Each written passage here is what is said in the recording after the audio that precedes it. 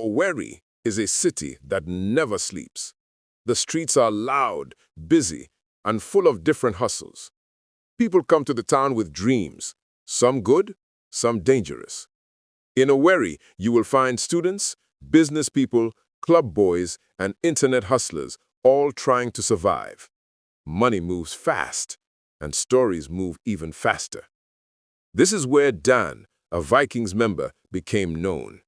He was bold, confident, and always acted like nothing could touch him. He worked as an Aza Man, someone who helps internet businessmen receive money online. That was how he made his own money, taking a percentage from every deal. On the other side was Chidi, a smart internet businessman. He did not belong to any cult group. He only focused on his online deals. But his brothers were strong members of the Black Axe Confraternity, and they never joked with family. Everything started like a normal business between Chidi and Dan.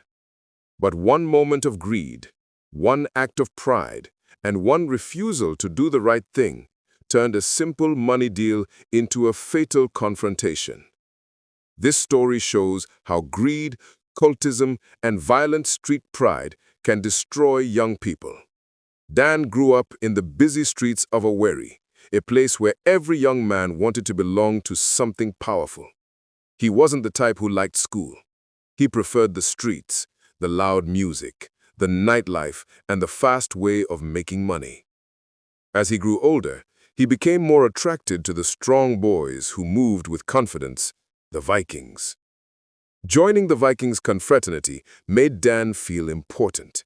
It gave him the boldness he always wanted. In Owerri, Vikings members walk with their heads high. They act like nothing can touch them.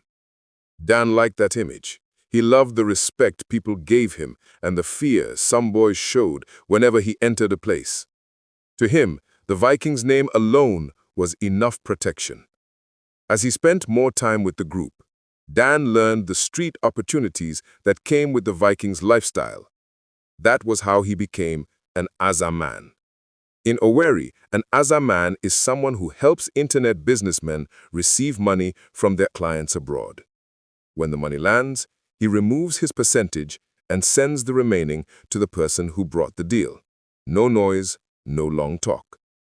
Dan took the job seriously. He didn't ask too many questions. He didn't make mistakes. Many Yahoo boys trusted him because he was fast and coded. His confidence grew.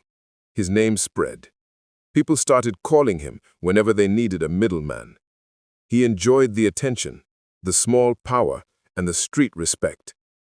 To Dan, being both a Vikings member and an Aza Man made him feel untouchable. But pride is a dangerous thing, and Dan didn't know how close his pride was leading him to trouble. Chidi, on the other side, was one of the quiet internet businessmen in Owerri. People knew him as a Yahoo boy, but he didn't behave like many others who like forming big boys. Chidi minded his business. He spent most of his time indoors with his laptop, building trust with clients and running deals carefully. Making money online was his focus, not street trouble or cult activities. Although he was deep in internet work, Chidi didn't belong to any cult group. He didn't like violence, he didn't like revenge, and he didn't like the idea of fighting because of colors or hand signs.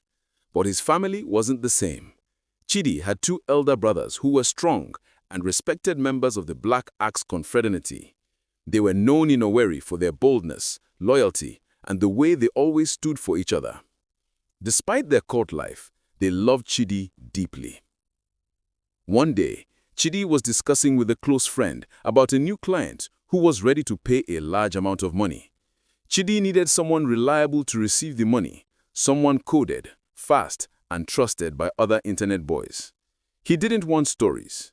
He didn't want delay. He just wanted the job done.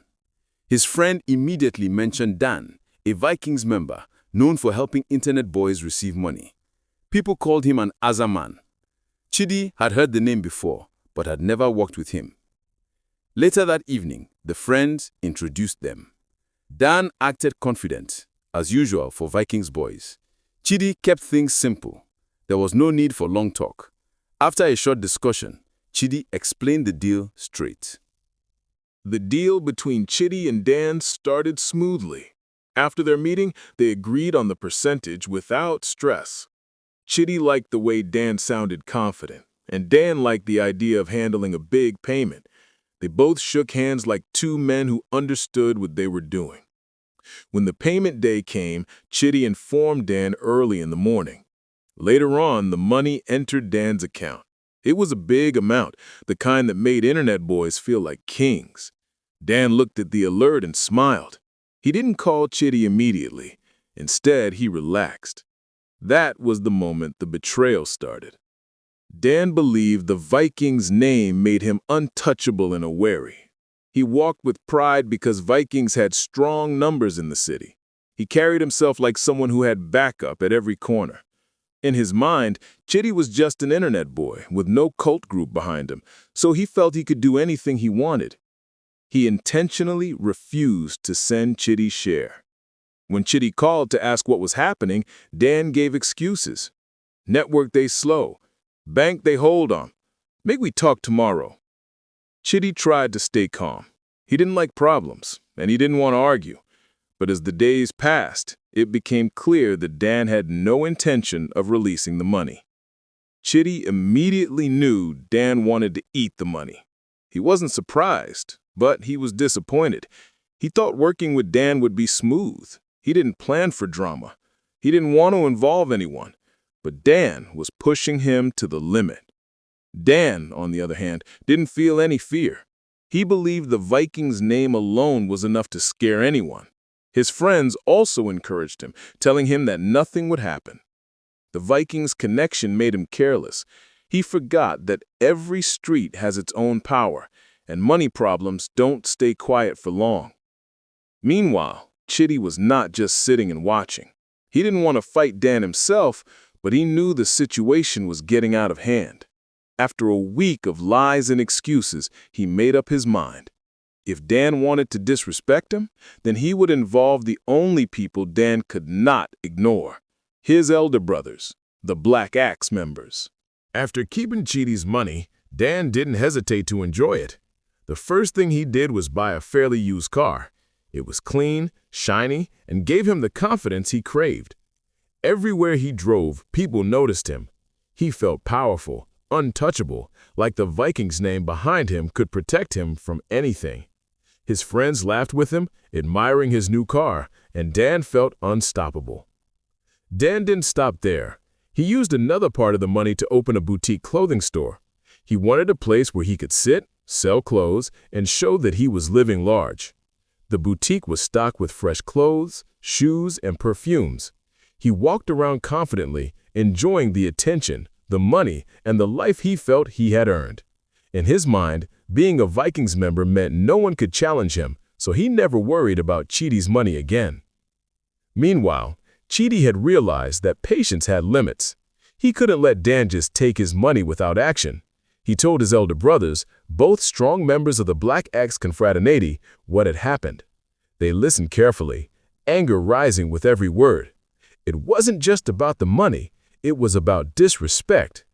His brothers knew they had to handle it, but they wanted a peaceful resolution first. They tried contacting Dan repeatedly. Phone calls, WhatsApp messages, they reached out in every way possible. But Dan ignored them.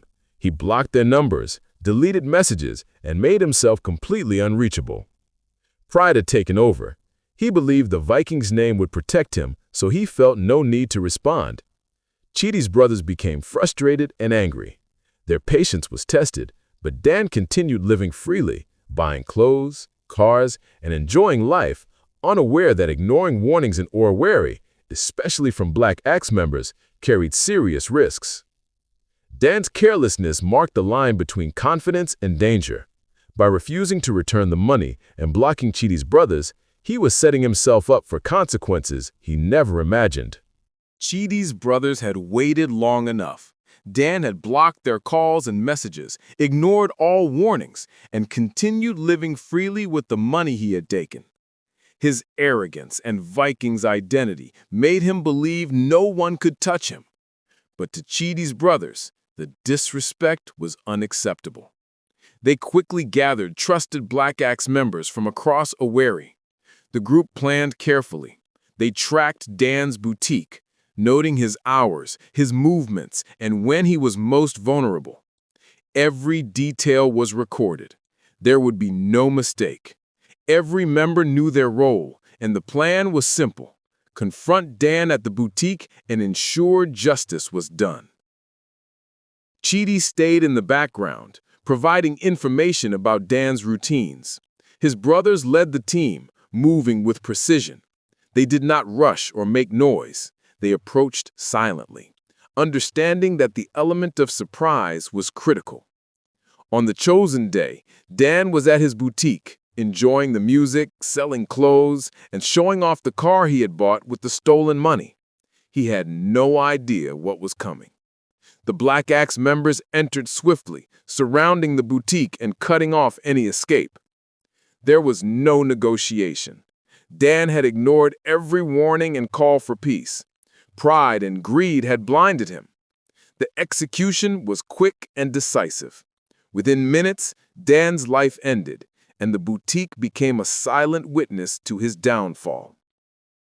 Afterward, the Black Axe members left quietly, leaving the shop in shock and silence. Chidi's brothers had defended family honor and sent a clear message: disrespect, theft, and arrogance, even with a powerful cult backing, have consequences. News of his downfall spread fast in Owerri. Dan's rise and fall became a warning to many. Pride and greed can destroy even the most confident person, and ignoring warnings can be fatal. That was the end of Dan. The man who once walked proudly as a Vikings member, enjoying stolen money, a new car, and a boutique, was gone. His overconfidence, greed, and belief that no one could challenge him became his downfall. Dan thought being a Vikings member made him untouchable. He underestimated Chidi, a quiet internet businessman, and his brothers, strong members of the Black Axe Confederacy. He believed he could take what wasn't his and live freely. That arrogance blinded him to the danger around him. In Owerri, streets have eyes. Actions have consequences. Dan's life ended because he disrespected others, ignored warnings, and allowed greed to guide his decisions. The money he took, the car he drove, and the boutique he opened could not protect him. His story became a warning across the city. Pride, overconfidence, and greed can destroy even the boldest. Dan's fall was final. No more chances, no more bargaining, no more excuses. The lesson was clear. No matter how powerful someone thinks they are, dishonesty, disrespect, and arrogance always lead to ruin. Dan's life ended not because of the money or the cult, but because of his own choices. This story and its lessons are shared to educate, to guide, and to warn. Life can present choices that seem easy or rewarding at first, but the wrong decisions can have lasting consequences. Many young people fall into dangerous paths because they do not fully understand the risks of crime, dishonesty, or involvement in secret societies. This content is meant to shine a light on these dangers and to encourage careful thinking, responsibility, and respect for others. It is not meant to entertain or glorify crime, cults, or greed, but to teach valuable lessons that can protect lives. By learning from the mistakes and experiences highlighted here, readers can make better choices, avoid destructive paths, and build a future that is safe, honest, and honorable. Education and awareness are powerful tools against the lure of shortcuts, peer pressure, and false security. Understanding the consequences of harmful actions, the dangers of overconfidence, and the importance of respect and accountability can save lives. These lessons are for everyone, especially the youth, because knowledge and careful choices are the best defense against the traps that destroy dreams and end lives prematurely. The first lesson is, never take what does not belong to you. Stealing, cheating, or keeping someone else's money may seem easy, but it always brings consequences. Dishonesty destroys trust, reputation, and safety. People will act to defend what belongs to them. No amount of confidence, skill, or power can protect someone who chooses to take what isn't theirs. Respecting other people's property is a key part of being responsible and safe. The second lesson is, cultism is dangerous. Joining a cult may seem like a way to gain respect, power, and protection, but in reality, it often leads to violence, crime, and downfall. Cults teach loyalty to the group above everything else. This creates a false sense of security. Cult membership cannot protect someone from consequences when they act recklessly or disrespect others. Young people must understand that no matter how strong a cult seems, it cannot replace honesty, wisdom, and careful judgment. The third lesson is, greed destroys lives.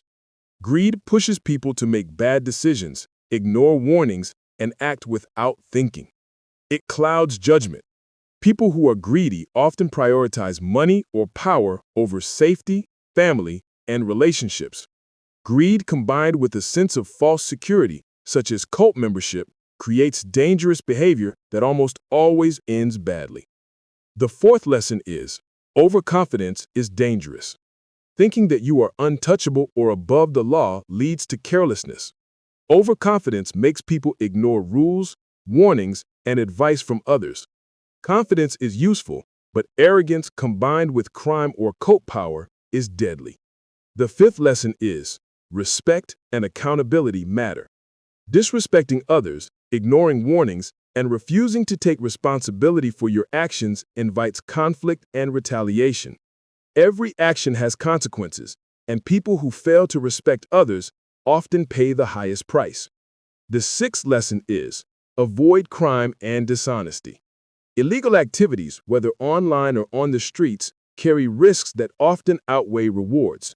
Taking shortcuts to make money, lying, cheating, or stealing can destroy your life in a short time. Safety, honesty, and lawful living are the only ways to build a secure future. The seventh lesson is, choose your company wisely. Surrounding yourself with dangerous or criminal people increases risk. Cults, gangs, and criminals may seem protective, but they often bring violence, betrayal, and destruction. Choosing good friends, mentors, and communities is crucial for survival and success. These lessons are clear. Avoid cultism, avoid crime, respect others, and never take what isn't yours. Following these principles protects your life, your future, and your peace of mind. This content is for educational purposes only. We don't support cultism.